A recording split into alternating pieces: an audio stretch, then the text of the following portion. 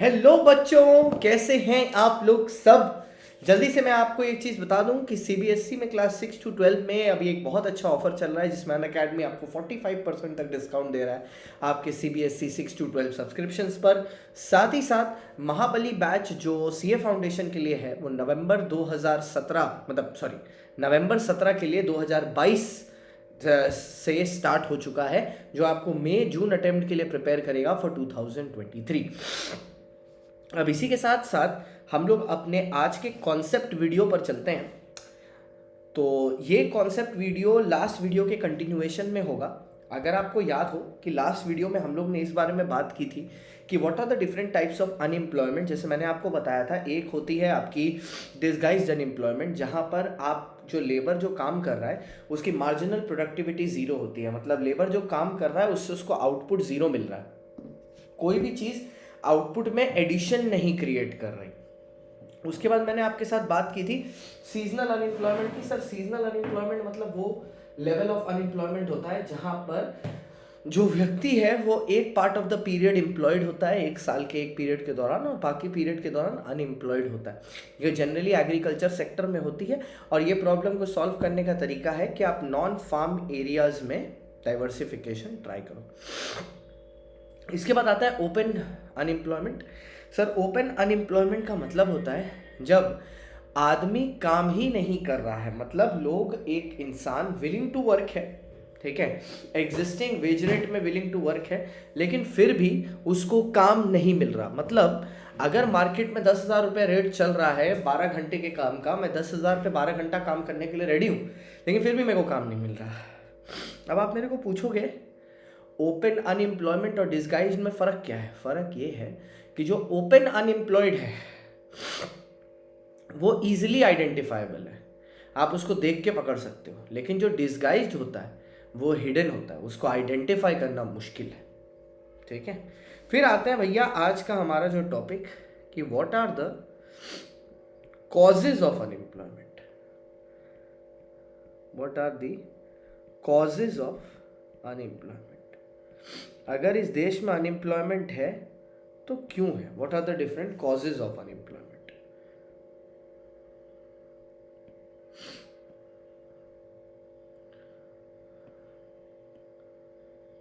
ठीक है, चलिए आइए। सर सबसे पहले हम लोग देखते हैं, सबसे पहला कॉज जो अनएम्प्लॉयमेंट का है वो है भैया आपकी slow economic growth, slow rate of economic growth. अगर आप नोटिस करो कि जिस रेट पे हमारी इकोनॉमिक ग्रो कर रही है, जब मैं इकोनॉमिक ग्रोथ के बारे में बात करता हूँ तो आपके दिमाग में बहुत सारी चीज़ें आ सकती हैं, बट सिंप्लिसिटी के लिए आप खाली ये समझना, इकोनॉमिक ग्रोथ का मतलब जब मैं बोलता हूँ इसका मतलब मैं कहना चाह रहा हूँ जीडीपी ग्रोथ। तो जो जीडीपी ग्रोथ है वो काफ़ी स्लो है, means it is very lenient, is very slow. ठीक है, और इसको टैकल करने के लिए हमें बहुत सारे स्टेप्स लेने पड़ेंगे, जैसे एम्प्लॉयमेंट अपॉर्चुनिटीज़ बढ़ानी पड़ेंगी हमें, और साथ ही साथ पॉपुलेशन को भी कंट्रोल करना होगा, वो आगे आएगा मेजर्स में। जो सेकेंड पार्ट में आता है वो है population explosion. Population explosion. Sir market में बहुत एक्सेसिव रेट पे पॉपुलेशन इंक्रीज हो रही है इंडिया एज अ कंट्री में। एम्प्लॉयमेंट अपॉर्चुनिटी अगर 1x के रेट से बढ़ रही है तो पॉपुलेशन 3x के रेट में बढ़ रही है। इस पर मैं एक जोक लगाता हूँ कि लेट्स से जो गवर्नमेंट है, तो गवर्नमेंट बोलती है कि मैं 1200 लोगों के लिए जॉब खोज के लाऊंगी, जॉब बनाऊंगी। बाय द टाइम गवर्नमेंट 1200 लोगों के लिए जॉब बनाती है, वो 1200 लोग 2400 लोग हो जाते हैं। फिर गवर्नमेंट 2400 के लिए बनाती है तो वो 4800 हो जाते हैं, फिर गवर्नमेंट उम्मीद भी छोड़ देती है। So we have to really look into the population side of things as well. Next, third reason for unemployment is underdeveloped agriculture. आज भी हम लोग एग्रीकल्चर में एज ओल्ड टेक्निक्स का इस्तेमाल करते हैं, जिसको ओल्ड टेक्निक्स बोलते हैं। क्योंकि हम लोग इस ओल्ड टेक्निक्स का इस्तेमाल करते हैं तो हमारा आउटपुट काफ़ी कम है, और क्योंकि हमारा आउटपुट कम है तो एग्रीकल्चर में इनकम कम हो जाती है। तो अंडर डेवलप्ड एग्रीकल्चर होने के कारण बहुत लोग एग्रीकल्चर करना नहीं पसंद करते। ठीक है, एग्रीकल्चर करना नहीं पसंद करते। मतलब उनका ऐसा ओपिनियन होता है कि एग्रीकल्चर करने का फायदा ही क्या है, उसका तो कोई आउटपुट ही नहीं निकल रहा। Next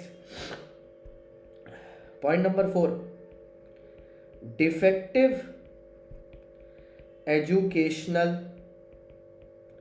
system. Defective educational system, जो आपका एजुकेशनल सिस्टम है वो भी डिफेक्टिव है। As in defective in the sense कि वहां पर प्रॉपर आउटपुट नहीं मिल रहा। Educational system is full of defects, मतलब जो रेवेन्यू, जो रिटर्न मिलना चाहिए, ठीक है, जो रिटर्न मिलना चाहिए, रिक्वायरमेंट कुछ और है। जैसे अगर आप देखो तो रिक्वायरमेंट है एक्सेलेंट ग्रोथ की। रिक्वायरमेंट है बेसिकली उन एम्प्लॉयज की जिनके पास टेक्निकल स्किल्स हो, जिनके पास टेक्निकल स्किल्स हो। रिक्वायरमेंट है जिनके पास टेक्निकल स्किल्स हो। और हमारे पास सप्लाई क्या चीज की है? हमारी सप्लाई उन लोगों की है जिनके पास थियोरेटिकल स्किल्स हैं।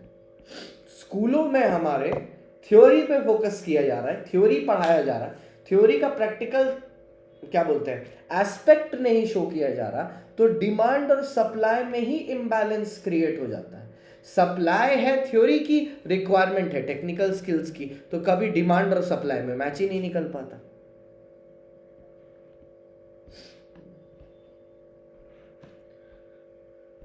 Point number 5, slow growth of industry.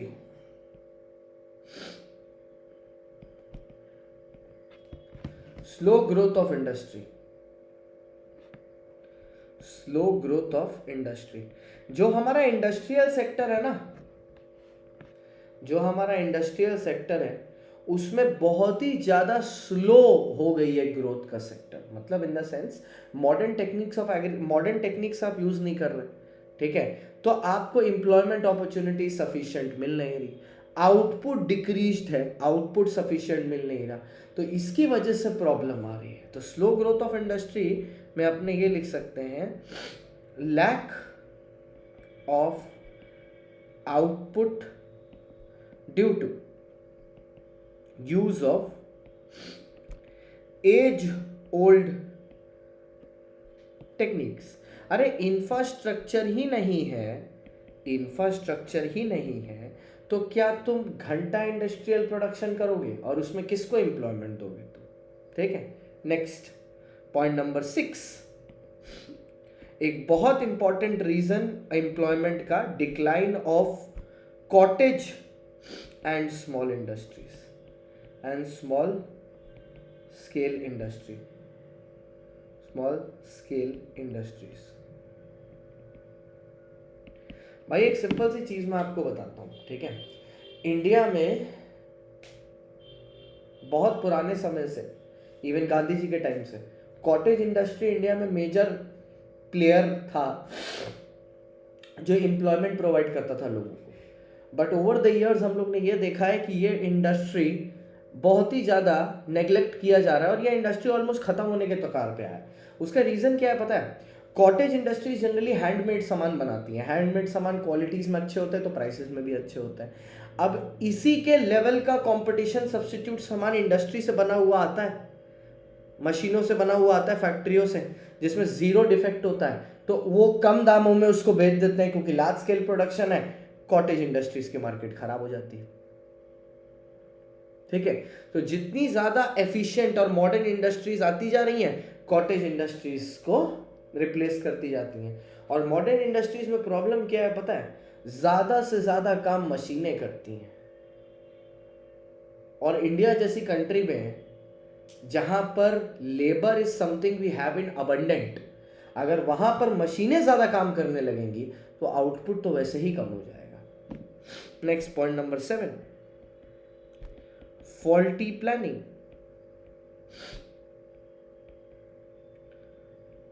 Faulty planning, ठीक है सर, जो प्लान्स है ना, जो प्लान्स है वो प्लान्स ही गलत है, ठीक है। प्लानिंग में ही प्रॉब्लम है। जो रिक्वायरमेंट है और जो सप्लाई है, ठीक है, वो दोनों में इम्बैलेंस है, so there is a fault in planning, ठीक है, देयर इज फॉल्टी प्लानिंग या fault in planning. Man power planning ही जब ठीक से नहीं होगा ना तो एग्जीक्यूशन तो कभी होगा ही नहीं सही से। आपको शायद आपके बीएसटी के टीचर ने पढ़ाया होगा, planning is the first step towards performance. तो अगर प्लान ही गलत बनेगा तो परफॉर्मेंस तो कभी सही हो ही नहीं सकती, ठीक है। Next, last but not the least, low capital formation. अब ये बहुत इजी है। एक चीज समझो, अगर एक कंट्री में लोग अनएम्प्लॉयड है तो उनके पास पैसे नहीं है। अगर उनके पास पैसे नहीं है तो वो सेविंग्स नहीं कर पाएंगे। अगर वो सेविंग्स नहीं करेंगे तो इन्वेस्टमेंट नहीं होगी। अगर इन्वेस्टमेंट नहीं होगी तो मार्केट में पैसा नहीं आएगा। मार्केट में पैसा नहीं आएगा, बैंकों के पास पैसा नहीं आएगा, तो वो लोन कैसे देंगे? और अगर वो लोन नहीं देंगे तो कैपिटल फॉर्मेशन तो कम ही हो जाएगा ना। Sir what is basically capital formation? Capital formation means business capital available in the market for use. That is what capital formation means. Okay, चलिए, तो ये जो थी आपकी पूरी की पूरी, ये थे कॉजेज ऑफ अनएम्प्लॉयमेंट। ये पूरे के पूरी हेडिंग जो मैंने आपके साथ अभी डिस्कस की, ये थे कॉजेज ऑफ अनएम्प्लॉयमेंट। याद रखिएगा, slow rate of economic growth, population explosion, underdeveloped agriculture, defective educational system, slow growth of industry, decline of cottage scale industry, faulty planning, inadequate employment planning और low capital formation. ओके, तो I hope आपको ये 8 के 8 point important याद रहेंगे। आपको 8 point use करने की जरूरत नहीं है, आप कोई भी 6 एग्जाम में लिख सकते हो and that would be enough. उससे ज्यादा आपको रिक्वायर्ड नहीं पड़ेगा, 6 इज इनफ, ठीक है। आइए, चलिए सर, अब ये प्रॉब्लम्स तो डिस्कस हो गई, कॉजेस तो हो गए। अब इन कॉजेस को रिमूव करने के लिए मेजर्स यूज करेंगे। तो अब आया measures for unemployment. Measures for unemployment,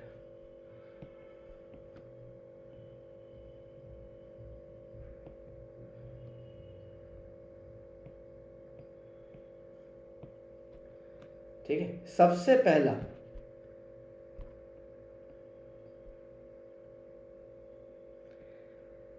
accelerating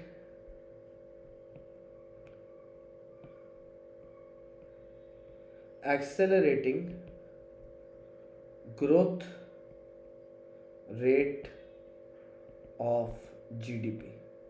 market में जो जीडीपी ग्रोथ रेट है, अगर देखो कितना कितना इजी है। यहां पर आपको मेजर्स में क्या दिया, मतलब कॉज में slow rate of economic growth, measures में आपको बोल रहा है इकोनॉमिक ग्रोथ को फास्ट कर दो।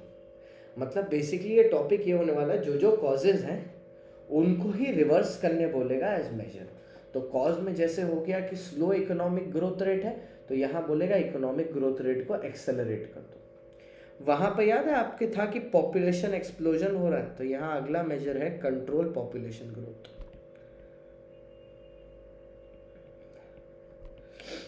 ये जो जिस रेट से पॉपुलेशन ग्रो कर रही है, इसको कंट्रोल करिए, इसको स्लो डाउन करिए, ठीक है।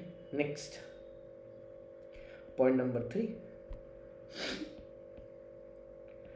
Development of agriculture sector. आपको वहां पर याद है कॉजेस में था agriculture sector is under developed, तो उसी का उल्टा यहां पर लिख दिया कि डेवलप। तो देखो 3 तो सेम हो गए, ठीक है। इसका 1 टिक, इसका 2 टिक, इसका 3 टिक दे देता हूं, ठीक है। यहां पर भी इन दोनों के लिए 1 टिक 2 टिक 3 टिक, 1 टिक, ये देखो 3 तो सेम हो गए, जो वहां पर है उसी का उल्टा यहां पर। अब देखो एक और आएगा, point number 4, encourage small scale industry.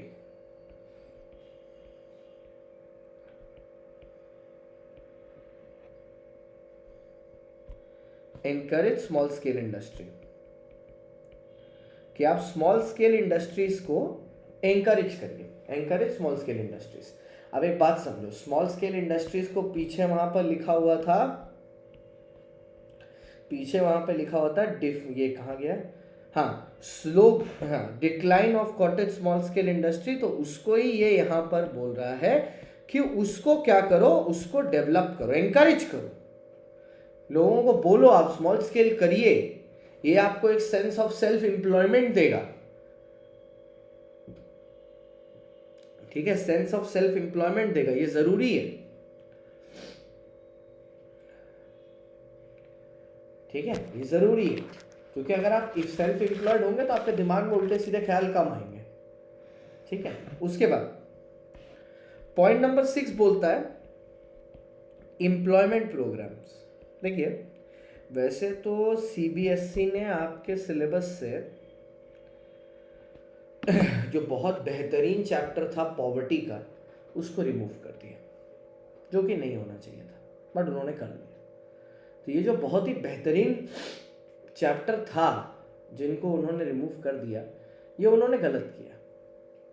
ठीक है, ये रिमूव नहीं होना चाहिए था, क्योंकि जैसे ही ये चैप्टर अभी रिमूव हुआ ना, जैसे ही ये चैप्टर अभी रिमूव हुआ, अब एक प्रॉब्लम आ गई है, समझे? अब ये चैप्टर जैसे ही यहां से रिमूव हुआ, इसमें एक प्रॉब्लम आ गई है। सर, क्या प्रॉब्लम आ गई है?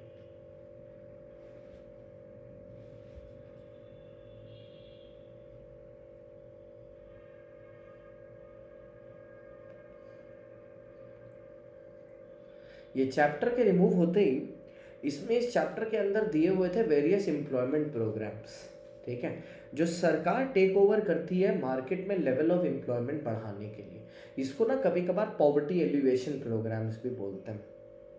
आज मैं थोड़ा आस्ते इसलिए बोल रहा हूँ, मेरी तबीयत बहुत ख़राब है करंटली। जब मैं लेक्चर रिकॉर्ड कर रहा हूँ, I am running on 102 as in degree Celsius, but work is work and the show must go on. बच्चों की पढ़ाई नहीं रुकनी चाहिए, और इसीलिए मैं थोड़ा आस्ते बोल रहा हूँ, और थोड़ा बीच बीच में मेरा सांस फूलने लग रही है तो मैं रुक ले रहा हूँ, पॉज ले रहा हूँ। ठीक है, तो एम्प्लॉयमेंट प्रोग्राम्स बहुत सारे इंडिया में लॉन्च हुए हैं, बहुत सारे एम्प्लॉयमेंट प्रोग्राम्स इंडिया में लॉन्च हुए हैं। जैसे इनमें से एक तो एम्प्लॉयमेंट प्रोग्राम जो मेरे को टॉप ऑफ द हेड अभी याद आ रहा है, वो था मनरेगा।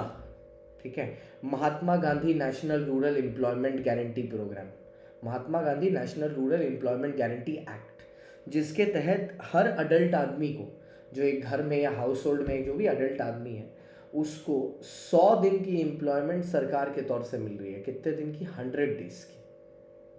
ठीक है, 100 डेज की एम्प्लॉयमेंट सरकार के तौर पर मिल रही है, सरकार के पास से मिल रही है। Next,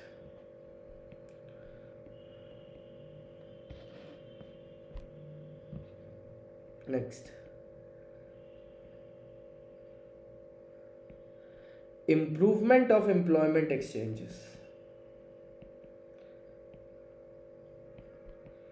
improvement of employment exchanges। ठीक है sir, what is this employment exchanges? Country में थ्रू आउट हर जगह कुछ सरकारी एजेंसियां हैं जो लोगों का डेटा रिकॉर्ड कर कर कर उनको नौकरियां प्रोवाइड करती हैं। रोजगार मंडल बोलते हैं इसको। ठीक है, तो इनको बोलते हैं एम्प्लॉयमेंट एक्सचेंजेस, जहाँ पर हर आदमी जो अपने आप को सरकार के साथ रजिस्टर करवाता है, सरकार उसके लिए नौकरी खोजने की कोशिश करती है। ठीक है, उसके बाद देखो, बट मैं क्या मानता हूँ पता है, ये नौकरी खोजने में ना थोड़ा सा प्रॉब्लम है, क्योंकि नौकरी के साथ एक प्रॉब्लम ये आज है, पता चला कल नहीं है। इससे अच्छा ना, they should go towards self employment, कि लोगों में प्रमोट करना चाहिए उनको self employment. Self employment promote करने की वजह से ना लोग मोटिवेट होंगे और अपना काम स्वयं करने की कोशिश करेंगे। ठीक है, खुद बिजनेस सेटअप करने की कोशिश करेंगे, खुद बिजनेस परफॉर्म करने की कोशिश करेंगे। जब ये खुद सेटअप और खुद परफॉर्म करने की कोशिश करेंगे ना, तो आउटपुट तो छोड़ ही दो, इनपुट आउटपुट दोनों गजब का होगा। Next,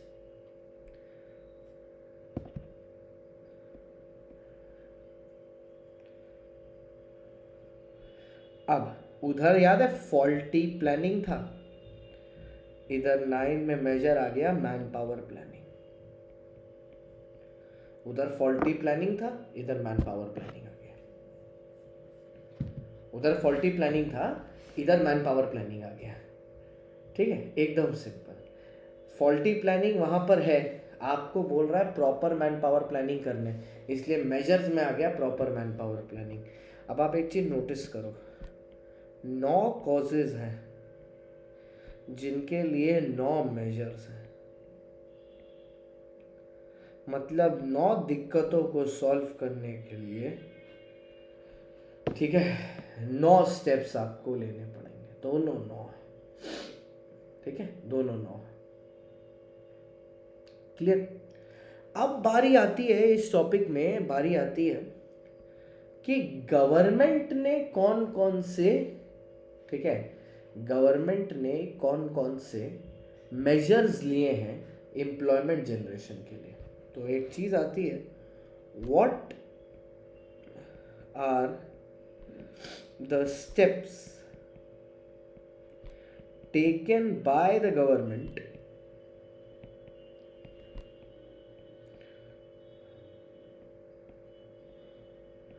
for employment generation. और ये वाला टॉपिक हम लोग करेंगे अगले वीडियो में। Okay, thank you sir, thank you guys.